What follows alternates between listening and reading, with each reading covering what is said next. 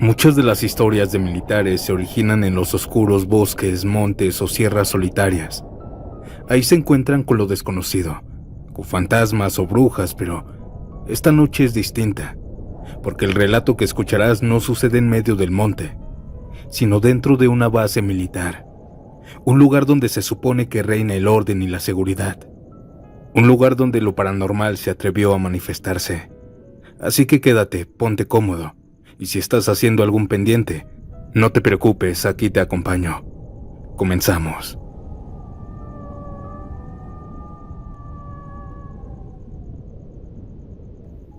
Mi nombre es Israel Mora.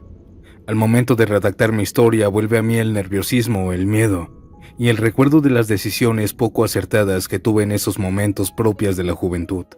Decisiones tontas. Corría el año 2002 aproximadamente, cuando tenía unos 20 años. Me sentía poderoso, soberbio, fuerte, astuto, intrépido. Todas esas características que creemos tener de jóvenes, por los cuales estaba motivado por una carrera muy especial que decidí tomar: las armas, puesto que solo un par de años atrás había ingresado al ejército mexicano. Era cabo del arma blindada. Me decían chilango, pues como saben, ahí entra muchísima gente de todas partes del país y hacen sus grupitos. Se juntaban todos los nacidos en Veracruz y hacían amistades, equipos, reuniones y un apoyo incondicional no escrito entre ellos. Lo mismo pasaba con los de Oaxaca, Guerrero, Chiapas, todos. Pero yo era del DF. Inmediatamente me miraron con recelo, con desagrado, con prejuicios, solo por escuchar mi tono de voz neutral. Ellos me ignoraban y hasta me cargaban más la mano solo por demostrar su punto. El chilango es flojo, lloran y desertan. No es la primera vez que llega uno como tú. Me decían los sargentos que eran los más rudos. Sin embargo, fui demostrando que yo podía. Me esforzaba incluso el doble porque mi complexión es muy delgada. Entre esfuerzo y risas fui encajando y terminé siendo aceptado más de lo que yo llegué a creer. Ahora volvamos a ese fatídico año del 2002, cuando entre tantos servicios de todo el país el sargento ayudante me dijo: «Chilango, este año no irás a Santa Gertrudis, te quedarás aquí en el regimiento». Lo cual me cayó de maravilla, ya que era un descanso no ir al pesado y seco desierto a entrenar. Pero aquí comenzó esta historia que les quiero contar a audiencia y Santiago. Me nombraron encargado de la guardia de la entrada de Granadas. Era un acceso, el primer acceso al campo militar ubicado en Temamatla, Estado de México. Yo, siendo cabo del arma blindada, me dieron una serie de rigurosas consignas y órdenes que debía seguir y cumplir cabalmente, propias de la disciplina. Me dieron un par de soldados nuevos que honestamente no recuerdo sus nombres, pero eran un poco mayores, avanzados de edad que yo. Eran nuevos y rasos. Es por eso que yo, al ser el más antiguo, con mis 2 años, me hice cargo. Junto con esos 2 soldados me dieron a otro cabo a mi cargo, un cabo de plana mayor. Así se les llama a los soldados que nos ayudan con servicios muy importantes que necesitamos los del arma, para poder cumplir nuestro servicio. Son más bien nuestros complementos, ya que sin ellos simplemente no somos capaces. Bueno, este cabo era cabo Carpintero. Se apellidaba Pascual. Su nombre ya lo olvidé. Él me platicó que era de Valle de Chalco, e inmediatamente conectamos e hicimos amistad, ya que él era de la zona céntrica del país al igual que yo. Nos empezamos a decir pay, pay esto, pay aquello. Pay es la abreviación de paisano, como todos los demás se decían cuando se saludaban o se hablaban con los nacidos en su estado. Comenzamos a llevar una amistad muy alegre, para hacer ameno el servicio del cuidado de ese acceso, ya que nos esperaban 2 meses sin ser relevados, sin salir. Ahí vivíamos prácticamente. Comíamos y rendíamos novedades a nuestro sargento. Un día, agotados, confiados y a la vez con esas ganas de hacer tonterías, se nos ocurrió hacer algo muy, muy tonto. Pascual y yo teníamos sed, pero esa sed con pretexto para tomar decisiones tontas. Decidimos ir al pueblo, Pascual y yo, dejando a los soldados por un lapso de 1 hora más o menos, solos en la puerta. Fuimos por tacos, pollo rostizado, refrescos y sí, un six de cerveza. Lo traíamos oculto, ya que sabíamos el grave problema que nos meteríamos si nos pillaban. Lo escondimos entre las hierbas y ahí poco a poco le dábamos unos tragos. Realmente no nos embriagamos, ya que a esa edad ni para el arranque. Además que comimos muy bien. Ahí nos cayó la noche. Pascual y yo seguimos ahí parados. Estaba tan pero tan buena la plática que incluso les dijimos a los soldados que ellos siguieran descansando, que nosotros les avisábamos cuando ya sería su turno. Así nos dieron la 1 de la mañana, cuando Pascual y yo mirábamos al horizonte en una calle que corría unos 200 metros, la cual se veía muy clara, a pesar de ser un lugar muy solo y aislado de la civilización. Mientras mirábamos, a unos 100 metros vimos como una pequeña luz roja venía flotando. Una luz muy pequeñita de color rojo que cruzaba de lado a lado de la calzada. Lo hacía de una manera errática, pero se lo atribuimos a una luciérnaga. «Mira, Pai, una luciérnaga», dijo Pascual. Volteamos a vernos y con complicidad nos reímos, y al unísono dijimos: «Aquí no hay luciérnagas». Volvimos la mirada al frente, y la luz estaba mucho más cerca, a unos 50 metros, pero con ella se dibujó una silueta que la acompañaba. En ese momento no lo tomaríamos en cuenta, pero ¿por qué no vimos desde antes que era un hombre? Si la calle se veía claramente hasta 200 metros, ese fue nuestro segundo gran error, pues aquella luz era un cigarro encendido. Un hombre venía fumando. Activamos de inmediato un protocolo que tenemos estrictamente. Con mi voz de mando fuerte e imponente le grité: «¡Alto ahí, quien vive!». Nuevamente: «¡Alto ahí, quien vive!». Y por tercera y última vez le grité. Al finalizar la frase dije: «Identifíquese o abriré fuego». Inmediatamente jalé el cerrojo de mi G3 y apunté directo a su cabeza. Pascual se contagió de valor y también apuntó. «Buenas noches, oficiales», dijo aquel sujeto con un tono de voz que inmediatamente nos transmitió tranquilidad y amabilidad. Atinó a decirnos: «No sé qué se hace en estos casos cuando ustedes me gritaron, pero solo quiero pasar». «No, señor, usted no puede pasar ya que es un área restringida. Es zona federal. Indíqueme su asunto y veremos qué podemos hacer por usted», le dije. Él respondió nuevamente con un tono poco desconcertado: «Quiero pasar por aquí.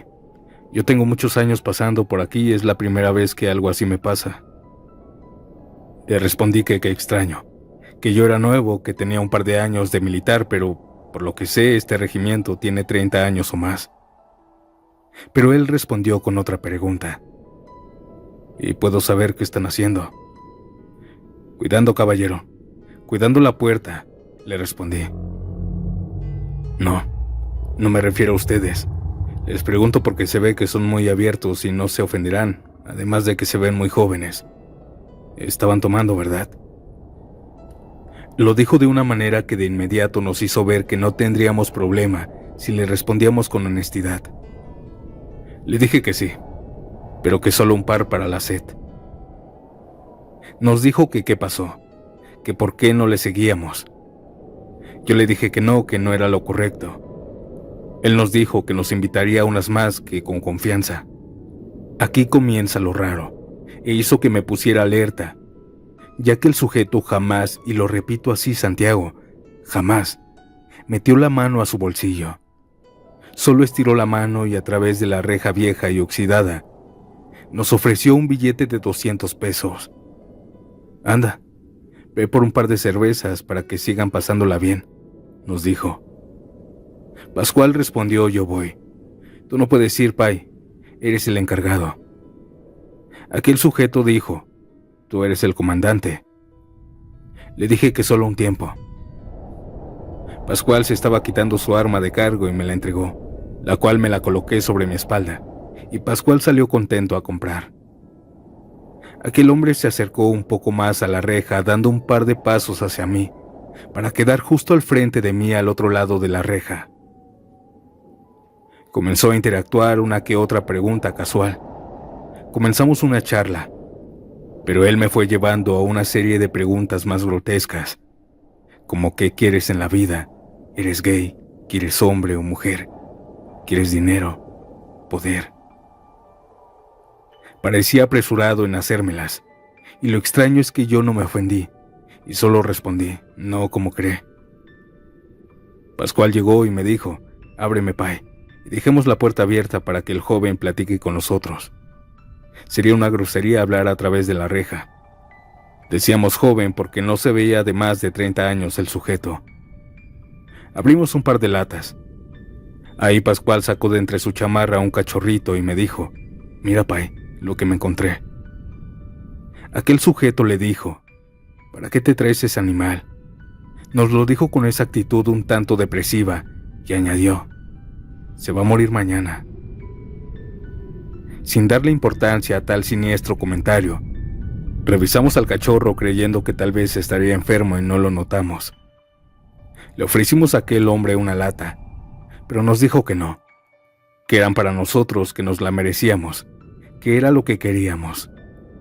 Nosotros no le dijimos nada y él volvió a repetir, ¿o acaso no es lo que querían? Le respondimos que sí, que cómo sabía, a lo que el sujeto respondió, yo sé todo. Sé que aquí antes era un paso libre y cualquiera podía pasar. De hecho, allá arriba de ese cerro hay un camino. Se llama el Camino de la Serpiente. Nosotros nos reímos un poco ya que se nos hizo muy cómico, pues nadie le pone así a los caminos. Nos dijo que él había caminado por ahí muchas veces, que de hecho si un día lo queríamos ver podíamos ir ahí, que ahí lo encontraríamos. Le dije que qué extraño, porque yo nunca lo había visto y no sabía de ese camino. Un día puedes subir y verlo, pero cuando tengas tiempo. Por ahora solo disfruta tu cerveza, respondió el sujeto. Le dije que sí, y le di un trago a mi lata, pero solo para disimular. Ya saben, de esas veces que solo te lleva la cerveza a la boca y simulas que tomas, pues algo dentro de mí me decía que tuviera precaución. Entre charla, preguntas de una parte y la otra, pasaron un par de horas. Maldición, comentamos. Ya es tarde y tenemos que dormir, invitando indirectamente que se fuera el sujeto. Nos dijo que estaba bien, pero que él venía por algo más. Ustedes pidieron algo y se los traje. ¿Están seguros que solo quieren eso? ¿A qué te refieres?, le pregunté. Nos dijo que él podía darnos todo lo que quisiéramos, que solo teníamos que pedirlo. Quieren dinero, alcohol, mujeres, poder. ¿Qué quieren? Ahí fue cuando le preguntamos que quién era. Él volteó a ver a Pascual y le dijo que le diera su mano. Pascual accedió y el sujeto le dio una mordida en el dedo índice. Le dejó 2 pequeñas marcas en la punta del dedo.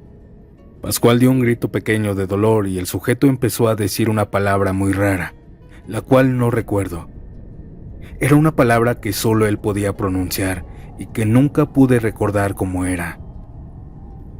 Al terminar esta palabra, él decía, «¿Te llamas Pascual?» Le dio nombre y apellido. «Naciste en 1900 y tantos. Tu mamá se llama tal, tu hermana se llama tal», mencionando detalles muy puntuales como edades, fechas de nacimiento, enfermedades, estatus, características y descripciones que solo alguien puede saber de su familia. En este caso le dijo toda su vida a Pascual. Él solo se quedó congelado, con los ojos abiertos, a punto de llorar.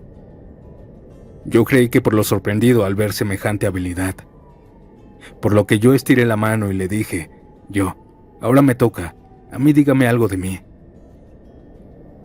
El sujeto solo tomó mi cabeza con sus 2 manos acercándome hacia él y besó mi frente.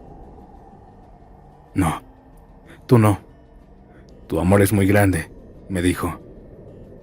Aquí quiero hacer un paréntesis, Santiago, para decirte que al recordar esta parte me es imposible no llorar, y por temor de mojar la pantalla y no poder escribir más, ya que sin saber me estaba salvando algo que unos años antes había hecho y que en ese momento no lo recordaba.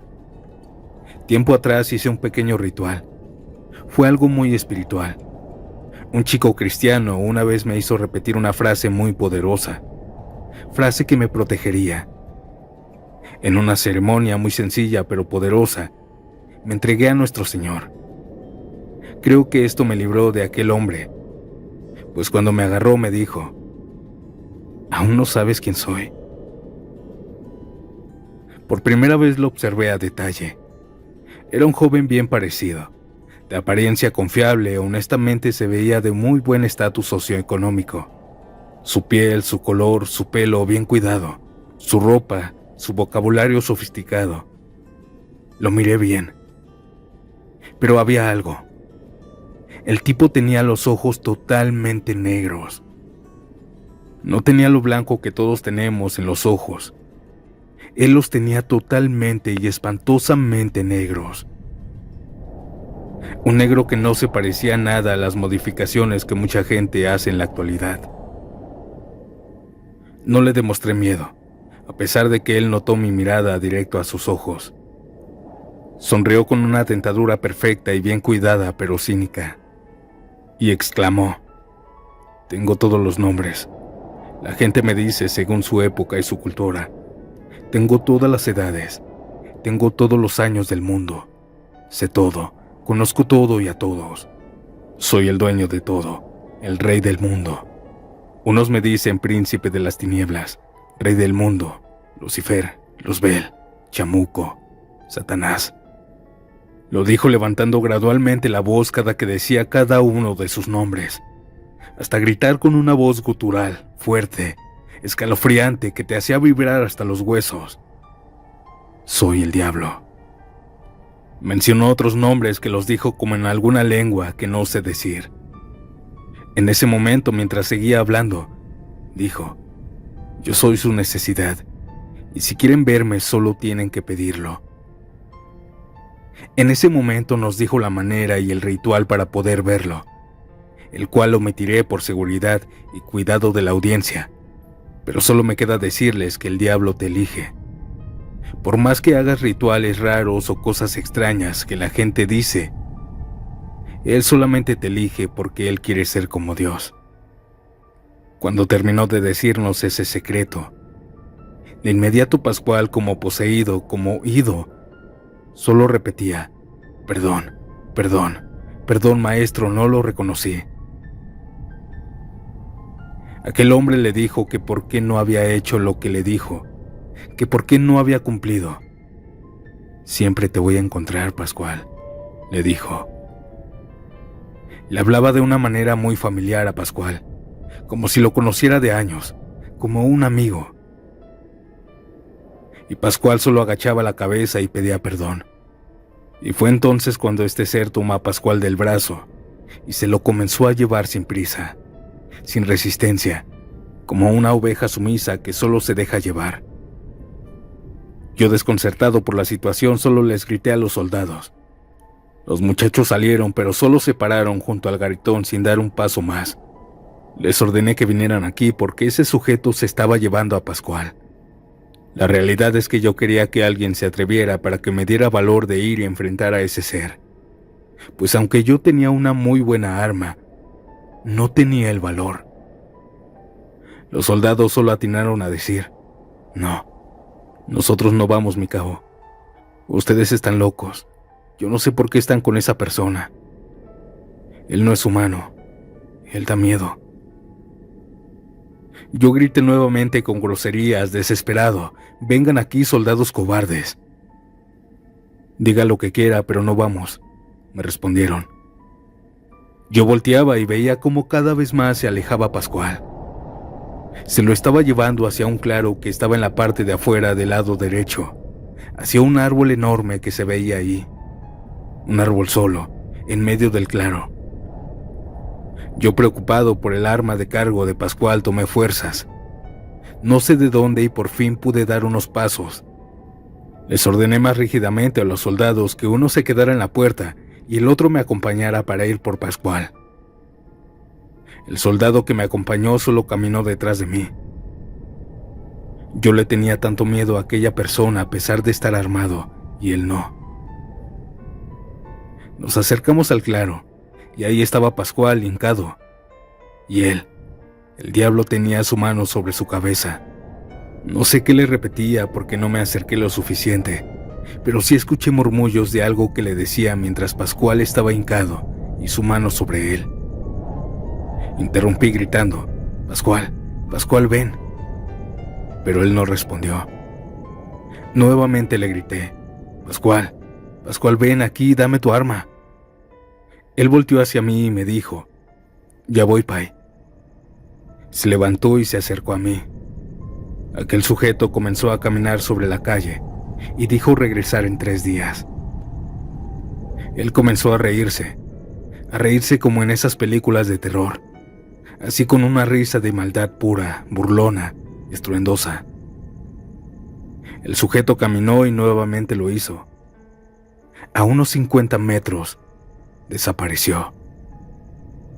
No llegó al final de la calzada, que claramente podíamos ver hasta los 200 metros. Pascual se acercó a mi hombro y lloró. Lloró como un niño esa noche. Vino por mí, Pai. Vino por mí, me dijo. Lo decía con un miedo contagioso. Todos los que estábamos ahí en esa guardia vimos lo espantoso, imponente que es la presencia del diablo. Digo el diablo porque así se presentó. Pascual me contó todo lo que él había hecho y por qué lo buscaba. Cabe mencionar que yo espero que él en algún momento escuche esta historia y se contacte contigo a través de tu canal, y así nos pueda contar qué sucedió con él. ¿Qué tal si lo perdimos? ¿Qué tal si el diablo por fin logró su cometido? Si se salvó, ¿qué fue de él? Para finalizar, mi estimado Santiago, no sé de qué manera agregues esto, pero la mañana siguiente aquel perrito que Pascual trajo amaneció muerto. Sin embargo, esto no acabó aquí. Al tercer día, de una manera terrorífica, aquel ser regresó. Era de noche, la noche más oscura que he vivido en toda mi vida, y vaya que sé lo que es la noche, ya que yo he andado patrullando a pie de los bosques con militares y son muy oscuros. Pero esta noche particularmente fue la más negra que había visto. No podía ver más allá de 1 metro cuando cayó la medianoche. Era nuestro turno de ir a dormir al garitón. Ahí comenzó un aire espantoso, horrible, que casi doblaba los árboles al piso, y un frío que sin caer sereno te congelaba y te hacía temblar involuntariamente. Incontrolablemente, Pascual, con gimoteos y entre dientes, me dijo: Pai, no me puedo mover. Él estaba tieso, estaba inmóvil. Yo sí pude moverme, y le dije: Tranquilo, Pai, no pasa nada. Pero él me dijo algo. Ahí está.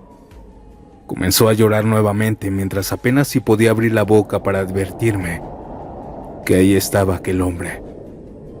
Yo ya no lo vi, pero se sentía su manera espantosa de hacerse notar, con ese viento gélido y amenazante. Sin embargo, esa noche, Pascual sí lo vio.